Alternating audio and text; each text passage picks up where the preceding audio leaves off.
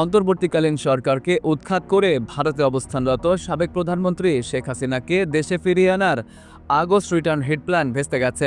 যদিও এ পরিকল্পনা বাস্তবায়নে ধাপে ধাপে ছিল ভয়াবহ সব নাশকতার ছক।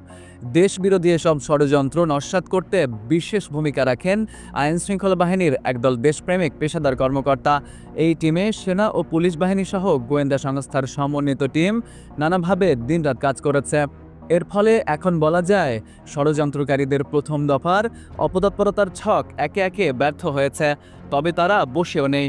ফেব্রুয়ারিতে হতে যাওয়া আগামী জাতীয় সংসদ নির্বাচন বানচাল করা এবং বিএনপির ভারপ্রাপ্ত চেয়ারম্যান তারেক রহমান যাতে দেশে ফিরে আসতে না পারেন সেজন্য দ্বিতীয় ধাপের ষড়যন্ত্রের ছক হাতে নিয়েছে, যা অক্টোবর থেকে ডিসেম্বরের মধ্যে বাস্তবায়ন করতে চায় তারা। পুলিশের উচ্চ পর্যায়ের দায়িত্বশীল সূত্র বিষয়টি নিশ্চিত করেছে।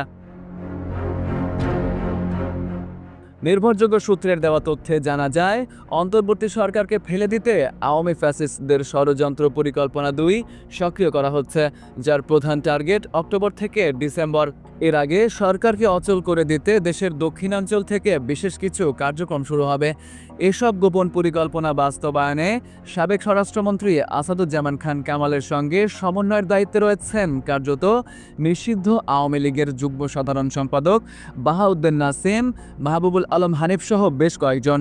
অফিসিয়ালি বসে কাজের সমন্বয় করতে ইতোমধ্যে কলকাতা ও দিল্লিতে আওয়ামী লীগের পৃথক অফিসও খোলা হয়েছে। এ চক্রের প্রধান টার্গেট বা লক্ষ্য 3টি। 1. আগামী জাতীয় নির্বাচন ভণ্ডুল করে দেওয়া। 2.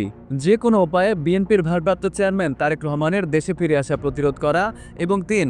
একের পর এক ঘটনা ঘটিয়ে দেশকে এমন পরিস্থিতির দিকে নিয়ে যাওয়া যাতে সৃষ্ট প্রতিবিপ্লবের অগ্নিগর্ভ পরিবেশে শেখ হাসিনা ফের প্রধানমন্ত্রী হিসেবে দেশে ফিরে আসতে পারেন।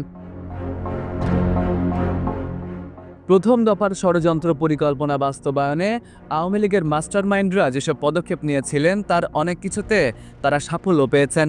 এখন তারা প্রথম দফার সফলতা ও ব্যর্থতাকে কাজে লাগিয়ে এবার আরও নিখুঁত অ্যাকশন প্ল্যান সাজাতে চান। সূত্রটি জানায়, জাতীয় নির্বাচন হবে আগামী ফেব্রুয়ারি মাসে, তফসিল ডিসেম্বরে। দেশ এখন নির্বাচনের ট্রেনে উঠে গেছে, কিন্তু এটাই শেষ কথা নয়। মনে রাখতে হবে, সুযোগ পেলে ষড়যন্ত্রকারীরা যে কোনো সময় সক্রিয় হবে, পাল্টা আঘাত করবে। ফলে পুলিশ মনে করে এখন নির্বাচন পর্যন্ত পরিস্থিতি স্বাভাবিক রাখতে এবং একটি ভালো নির্বাচন সম্পন্ন করতে হলে সবচেয়ে বড় দায় এবং দায়িত্ব হলো গণ অভ্যুত্থানের পক্ষে থাকা সব রাজনীতিবিদদের। এসব তথ্য তুলে ধরে একটি প্রতিবেদন প্রকাশ করেছে দৈনিক Jugantor. IBTV USA, New York.